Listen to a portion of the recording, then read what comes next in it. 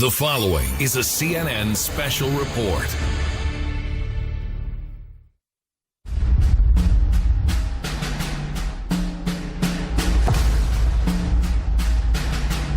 George Washington. In his farewell address, he told us, "Beware political parties. They could bring us," and these are his words, "to riot and insurrection." We can't say he didn't warn us. The great American divide explodes. It felt like an invasion.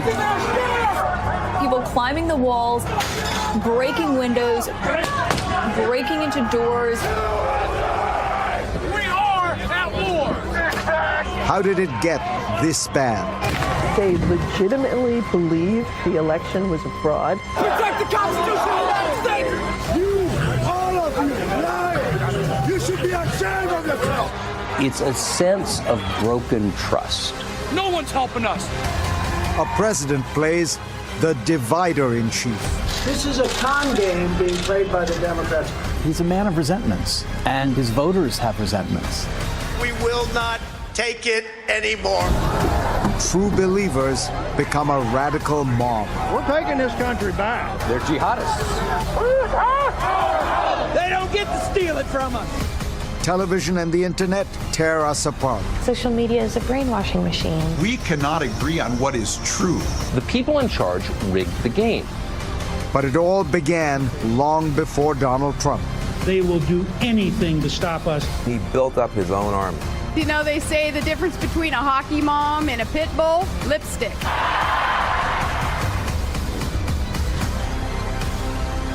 As a new day begins, President-elect of the United States. Do solemnly swear.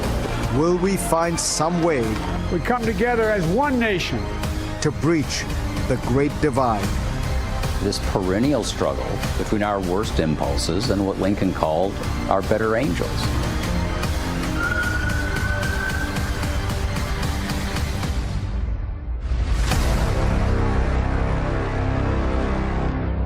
Good evening, I'm Fareed Zakaria. We the people, those first three words of the Constitution are the definition of American democracy. But not now, not in 2021. It is us versus them. The vast and bitter divide between Democrats and Republicans just keeps getting worse. How bad is it now? Even after the storming of the Capitol, after Joe Biden's inauguration, 75% of Republicans still believe that Donald Trump actually won last November's election. And Republican leaders will still not say what they know to be true, that this claim is simply false, a lie. We don't face a clash over political differences. We're watching something much deeper, a cultural divide that is turning partisans into radicals and radicals into insurgents. The divisions in this country have been growing deeper and uglier for decades, but we simply ignored the flashing red lights. We just kept going. Now, it is crucial that we stop and try to understand how we got here. A defeated president. You're sworn to uphold our Constitution. A president who lost an election. Stop. Unwilling to leave office, Donald Trump concocts fantasies instead. Tens of thousands of votes. They came in duffel bags. Where the hell did they come from? This is his final chance to sell the big lie. It's so crazy that people don't even believe it. It can't be true. Stunningly, millions do believe it. And now many of the faithful have an ominous plan to save their president. Let's take the Capitol! Take the Capitol! Take the Capitol! Take the Capitol right now! At the other end of Pennsylvania Avenue, Let's go. Let's just start. a bizarre debate questioning the validity of an election already certified by all 50 states. Americans instinctively know there was something wrong with this election. What does it say to the nearly half the country that believes this election was rigged? What message will we send today to the world that has so looked up to us for centuries? Few in Congress realize that at that very moment, the president is putting a target on them. After this, we're going to walk down, and I'll be there with you. We're going to walk down to the Capitol. You'll never take back our country with weakness. You have to show strength, and you have to be strong. The order is clear. Stop the steal! Stop the steal! The crowd begins to move. Inside the Capitol, anger is rising. You cannot change the rules of an election while it is underway and expect the American people to trust it. It has never been our place to overturn an election. And if we hope to remain a democracy, it never will be.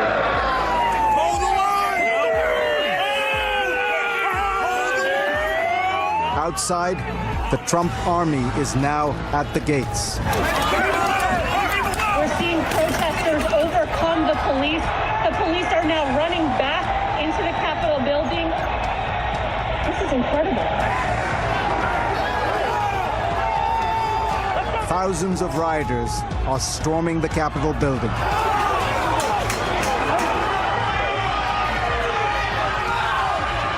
These people are convinced that Trump's big lie is the truth. They think they have no option but to act, using any means necessary. I don't want to say that what we're doing is right. I'm probably going to lose my job as a pastor after this, but what is it going to take? We respect the law. We were good people. The government did this to us. We were normal, good, law-abiding citizens, and you guys did this to us. We want our country back. Some members run for their lives. Others are still inside the House chamber, terrified, hiding behind any barrier they can find. They broke the glass.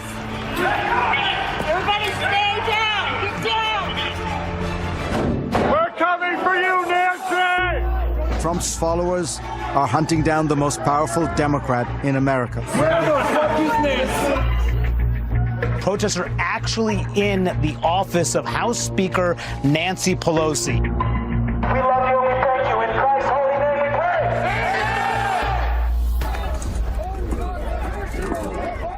pray. At the end of all this horror, where is the President of the United States? Where is Donald Trump? we were left with just one question. How? How could this happen in the United States of America? When the President of the United States says again and again and again, the election was fraudulent, they're stealing it from you, we know how it happened. You're a traitor! The divide between red and blue didn't start with Donald Trump. But now it is an existential crisis. I will die for my country! Because a swath of Republicans have become radicals, even insurgents. There's the clean right and there's the dirty right, and they're not the same.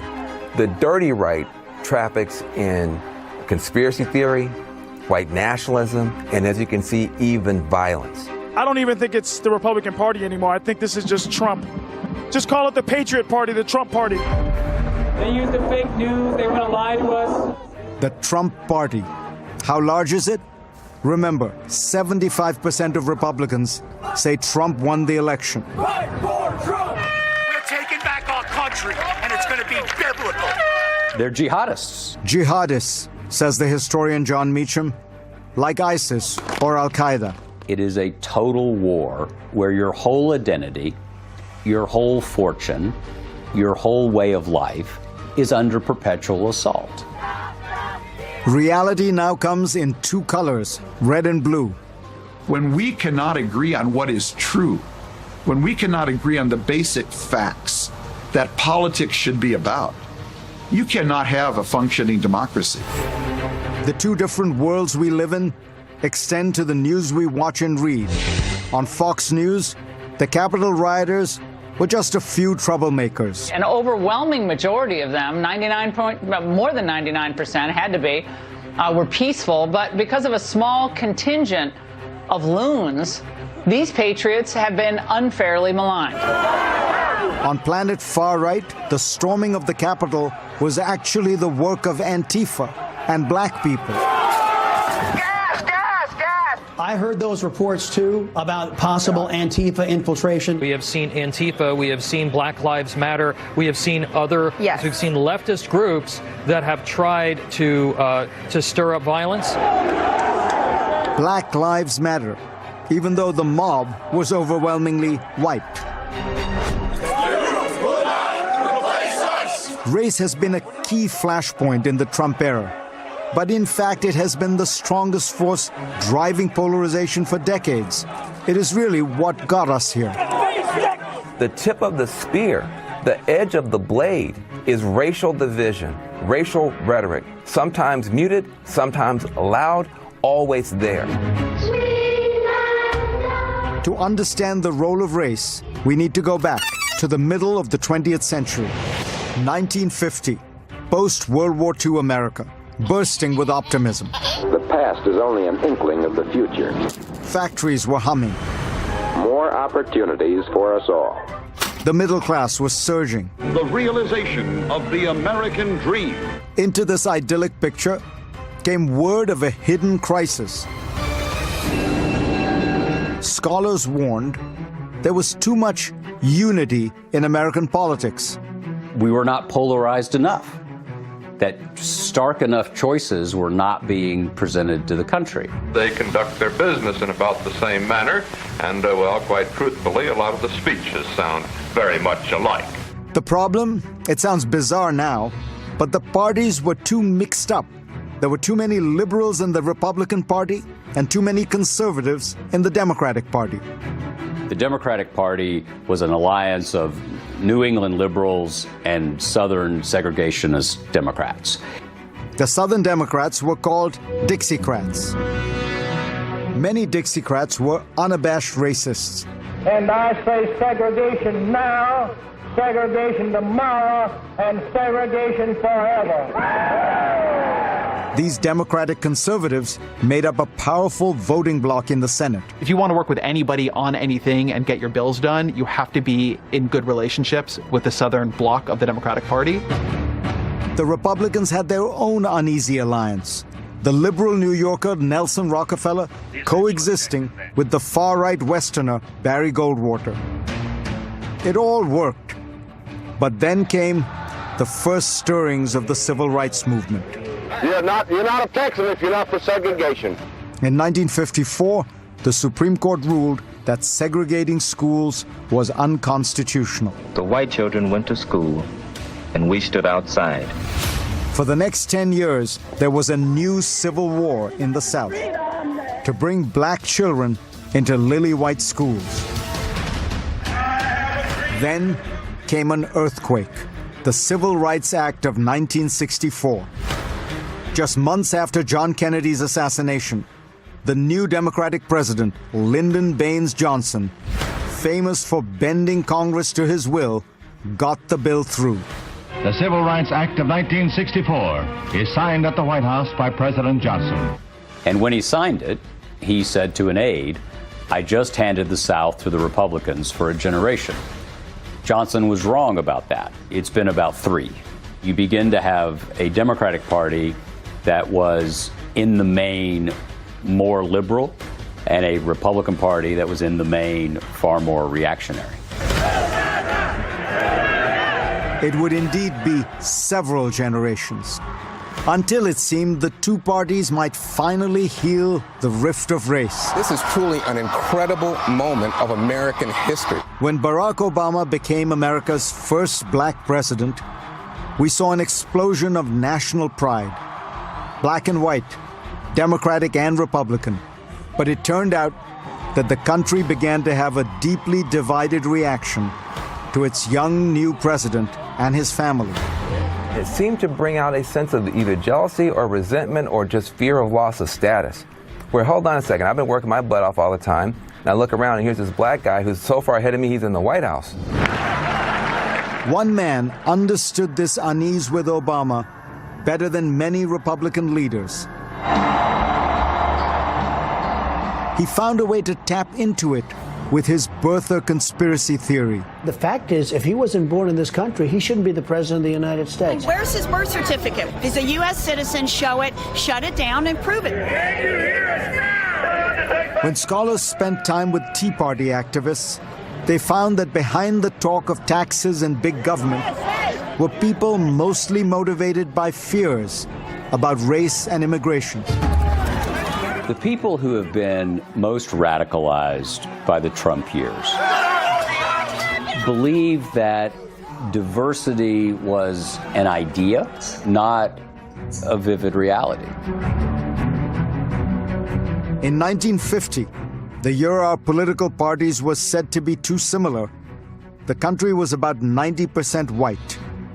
Now in 2021, as we face an existential crisis of political division, America is about 59% white. We are living in the most vivid manifestation of the politics of fear in our history. That's where we are now.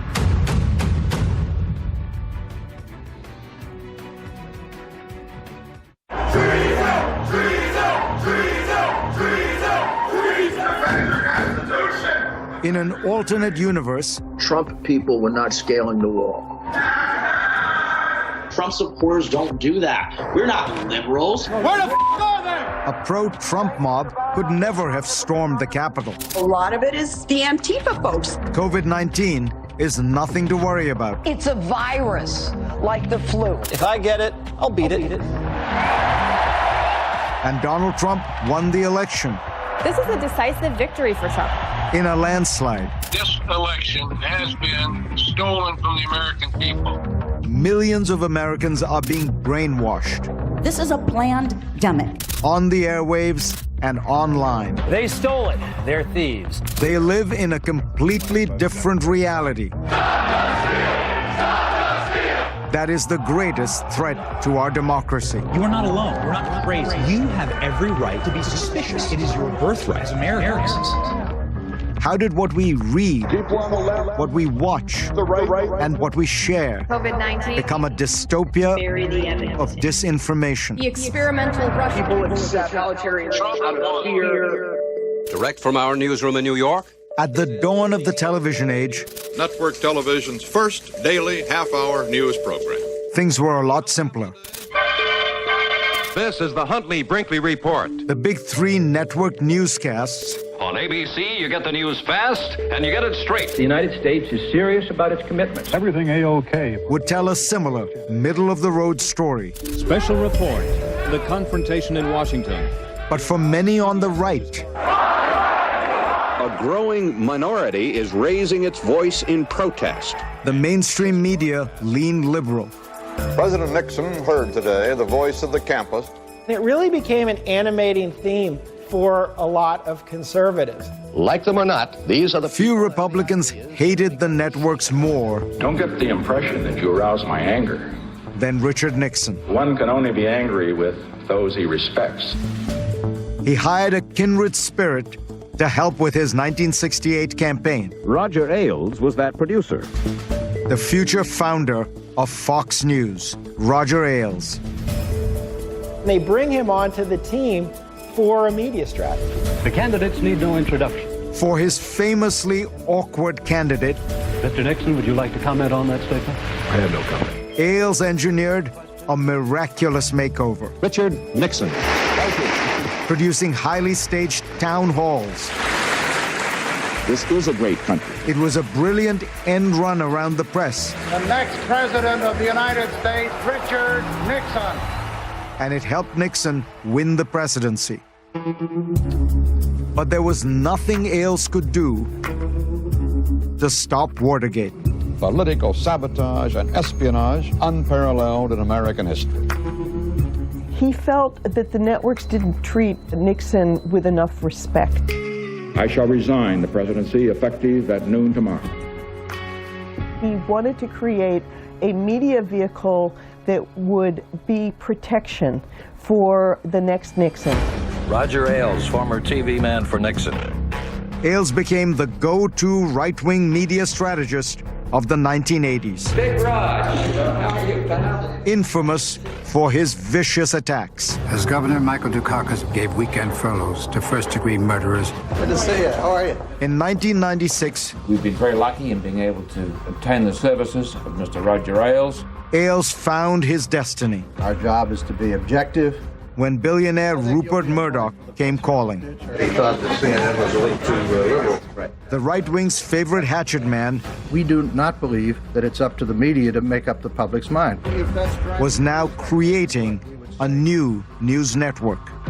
These days, people think TV news is about as unbiased as the commercials. On cable, one network. Every channel needed to find its own slice of the audience. Dedicated to getting the story right. Ailes turned his channel into a right-wing bullhorn. The terrorist blurring facts and opinion like never before. Cut his mic. Democrats have now politicized our national security. You are watching Fox News Channel. Big ratings and profits soon followed. The power of Fox News Channel. Ailes reshaped his competitors. That bastard Bill O'Reilly lying again. As anchors on the other side of the aisle, the battle for truth, the battle for justice, delivered their own partisan jabs. Having frightened us, having bullied us. You are a liar, Mr. Bush. Shut the hell up. But no one did things quite like Fox. You are part of a loud group of people. There is big money in polarization. You are clueless. If you can stir people up, you can keep them watching. And when you've got their eyeballs, you've got their pocketbooks. After the cable revolution, you've got mail. Came the digital revolution. What's up? How's this work? Facebook began with lofty intentions. Facebook's 1.1 billion users. Worth between $75 and $100 billion. But as the company doubled down on growth, it kept creating masterful algorithms. People who join say it can be addictive. Designed to keep people engaged, clicking and scrolling. Just sort of creates its own world that you get sucked into. The algorithms encouraged content that was sensational and extreme.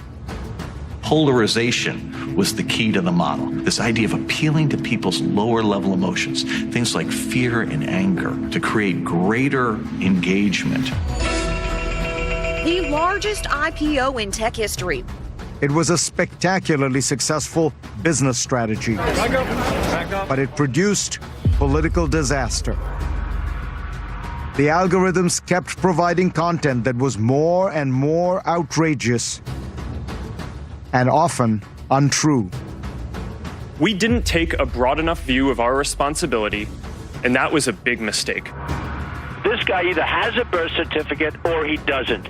Meanwhile, on cable, do you think he was born in this country? I am concerned. Egged on by Trump, ballots are missing, there's fraud. What you're seeing. Fox News peddled its own conspiracy theories. And new channels.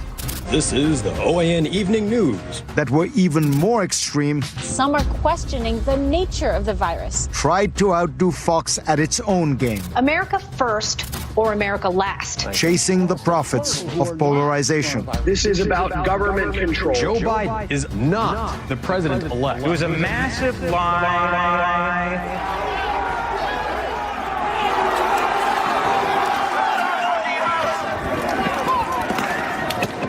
On January 6th, America's dystopia of disinformation came alive for all to see. Now, conspiracy theorists weren't living on the fringes of society. They were in the United States Capitol. Hey, let's take a seat, people! This is our country, this is our house. January 6th is like the internet come alive. It's surreal. Chilling proof that our nation's cancer of lies is spreading fast. This is our capital! We killed it! And that no one in America is immune. Guess what? America showed up!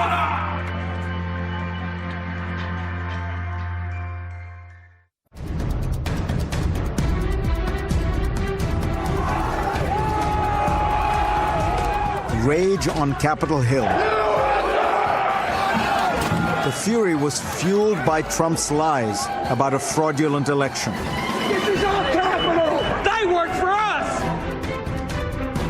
But it was also about something deeper, about one of the driving issues at the heart of America's divide, something Americans find difficult to talk about: class and social status. We the people, not you the elitists! I think we should have yanked our senators out by the hair of the head and drug them out.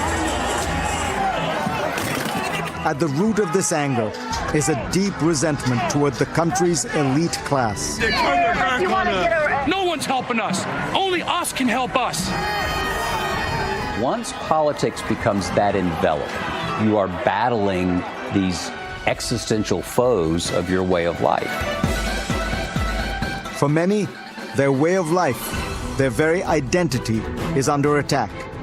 Their beliefs and values. Pro-life, God first. It is all part of a new class war. But class is now defined in complicated ways. It's not simply about economics anymore, a battle between the rich and working class. The new war in America is about a way of life.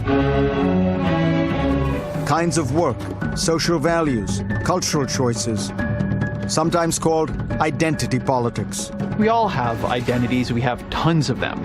And this just goes all the way down the line. What kind of TV we like, what kind of places we shop. To better understand how the country has become so polarized, so divided by class, Trump 2020! you need only to look at this map. In the 2020 presidential election, the counties that voted for Joe Biden, taking up a small part of the country's geography, were responsible for 71% of the nation's economy.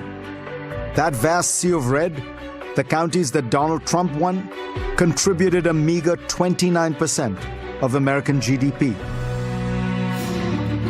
It illustrates that the United States may be one country, but two very different worlds, divided by two things above all: where you live and whether you went to college. People call it the diploma divide. More educated Americans are overwhelmingly becoming Democratic. Less educated Americans moving much more into the Republican column. This is particularly true among white voters. Just look at the breakdown. Blue America is mostly urban, densely populated, diverse, with a large share of college-educated workers in professional and creative jobs. When people talk about the degree divide, that's really the class divide. Having a college degree, that's actually the strongest proxy for who is in the professional and managerial elite. On the other hand, red America is home to the country's beautiful heartlands and vast farms that feed most Americans. It's not nearly as crowded. It's whiter, with more Americans who work with their hands. Fewer here attend college, and they don't like the urban professional elite. This divide has only been sharpened by the pandemic. According to the Bureau of Labor Statistics, college-educated workers were far more likely to telework and maintain their standard of living than those without education. I think people who didn't go through those 4 years see the rules being broken all the time by bankers, by economic elites, and they feel like, hey, if somebody's going to break the rules and be on my side as a rule breaker, I'll accept that. I love the poorly educated. For many white working-class voters, Donald Trump seemed a messiah. The forgotten men and women of the United States are forgotten no more. You work hard, you pay your taxes, you do all these things, and you were forgotten. They forgot about you. And Trump did nothing for them, but he knew how to exploit them. The elite! The elite! Trump used resentment of elites and hammered home cultural issues, immigration, This is an invasion. God, In America, we don't worship government, we worship God. guns, The only way to stop a bad guy with a gun is a good guy with a gun. abortion, Unborn children have never had a stronger defender in the White House. White working class politics is cultural now.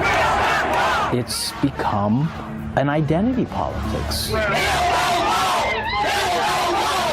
Donald Trump had a role model for his exploitation of the class divide. Sarah Palin, who did it first. When America's hockey mom became John McCain's running mate in 2008, They say the difference between a hockey mom and a pit bull? Lipstick. she leaned heavily on identity politics, on American values and culture, to rile up her base. I'm not a member of the permanent political establishment. Her brand of America. Sarah is totally awesome. She speaks to the people like a regular person. You gotta love her. Talking about the real America, saying I'm one of you, was the precursor of Trump's war on elites. Sarah Palin, who I think of as John the Baptist to Trump, she was the one who came first. Governor Sarah Palin. But before Palin or Trump, there was another Republican who paved the way for our partisan war. When we come back.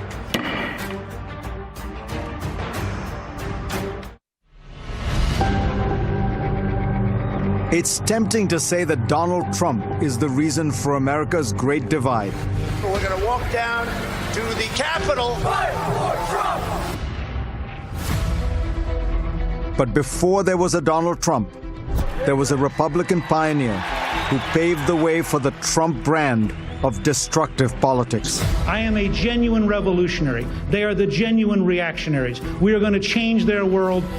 This is the story of Newt Gingrich, the man who wrote the playbook for the modern conservative movement.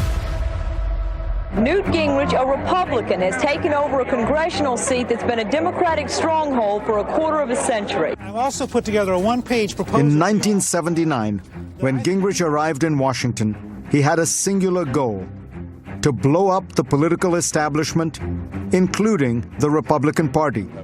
Democrats had been in control of Congress for so long, it was called a permanent Democratic majority. It was a very different time in politics, when civility and compromise mattered. House Republican leader Bob Michel was widely known as Mr. Nice Guy. Imagine that. Newt Gingrich comes in with a buzzsaw. What we are living through is a fundamental civil struggle, a civil war fought in public speeches rather than with armies. The Gingrich philosophy, the only way for Republicans to win back power was to be nasty, really nasty. For the Democrats to basically say, not only are we going to rape you, but you have to pay for the motel room, is a bit much. To treat Democrats not as opponents, but the enemy. Newt Gingrich saw politics like war. At first, the Republican old guard shunned him. They thought his tactics were toxic. Gingrich was kind of a nobody. He wasn't a great legislator, but what he had was a knack for stirring controversy and getting attention. Long before Trump used Twitter and Fox to get around media filters, Gingrich had C-SPAN. I'm going to speak this evening on the loony left, the machine which controls the U.S. House of Representatives. Late at night, Gingrich and his allies would head to the House floor to let America know that radical Democrats were a dangerous threat. The radical wing of the Democratic Party has taken over the foreign policy of that party. A view of the modern world that is rigid, unyielding, and skewed. It looked like the Democrats had no response. What the C-SPAN cameras didn't show was that the House chamber was almost empty. You deliberately stood in that well before an emptied house and challenged these people, and you challenged their Americanism. And it's the lowest thing that I've ever seen in my 32 years in Congress. yield, Mr. Speaker. I yield. It was exactly what Newt Gingrich wanted.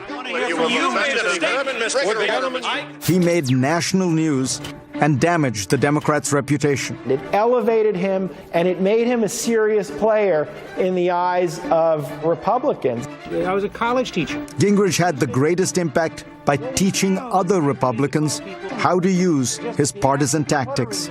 He took over GOPAC, a fledgling Republican grassroots group in 1986, and turned it into a powerhouse. Training table. He got car salesmen, he got football coaches, and he spent a lot of time educating them through satellite television, audio cassettes, and he built up his own army. They were taught how to campaign and how to use extreme rhetoric to attack their opponents. It was called Newt Speak. They have to use words like sick and traitorous and corrupt in order to really get their message across. These are sick people. Sound familiar? They are crazy. They're sick. By the 1990s, Newt Gingrich catapulted from the fringes of the GOP to a position of power in the party. This is a war between the political class of the left and the rest of the nation. Gingrich built a Republican coalition made up of Christian conservatives and anti-big government and anti-tax voters. They could all agree on their enemies. In 1994, Gingrich's campaign to radicalize the Republican Party finally paid off. Republicans took the House, Senate, and the majority of governor's races. Good evening. There is a seismic shift to the right in the political landscape of America tonight. This is truly a wildly historic night. Gingrich was hailed as a visionary and elected Speaker of the House. I hereby end 40 years of Democratic rule of this House.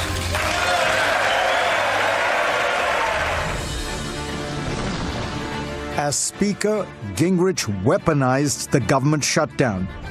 Give us what we want, or we're closing you down.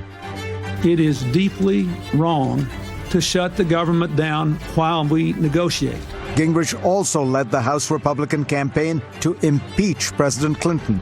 These allegations are false. For lying under oath about his affair with Monica Lewinsky. It backfired. Most Americans thought impeachment was an overreach, and Republicans lost seats in the 1998 elections. Facing plunging popularity and his own ethics problems, Thank you very much. Newt Gingrich decided to resign. His legacy has been both dark and far-reaching, a permanent state of war between the parties.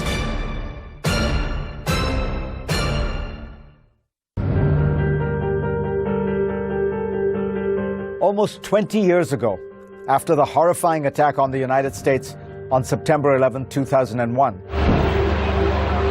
I began trying to understand who were these young men who flew airplanes into buildings and what could be the reasons for their radicalization.